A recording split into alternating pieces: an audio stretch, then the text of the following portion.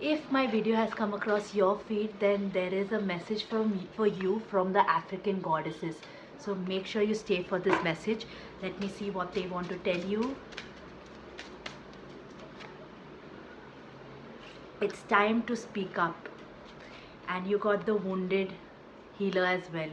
You have been wounded in the past a lot. There may be things that has happened to you which you have kept it to yourself, and now it's time to speak up and tell people what you have experienced and how you've come out of it.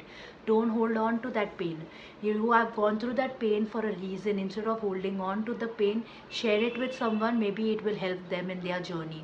Like, you don't need to speak a lot also, but there is a time that you need to speak and when you don't need to speak. And now I'm got in the card to speak up. So speak up your truth, speak up what you have gone through, speak up whatever has happened to you. Speak it up either in a poem, speak it up either in a song, speak it up either by posting in your normal daily blogs or something.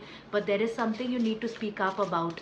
You can't keep it behind the hidden, like you can't hide it behind the curtains. It needs to come out, it needs to be spoken about. The African goddesses are encouraging you to speak about it out loud. You even got the live it out loud card. So live it out loud. This didn't happen to you. Whatever has happened to you, or whatever this experience, it wasn't to make you feel small. It was so that you share this testimony with other people, so that you tell them what you went through and you still came out of it. You need to speak up. That's why live it out loud also. Like, dance with it, enjoy that. I mean, it is in your past now, so you don't have to worry or fear about it.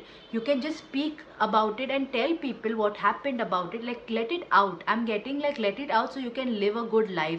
You're holding on to a lot of memories of the past, or you're holding on to it as a trauma. But if you speak it to someone, they might give you another perspective.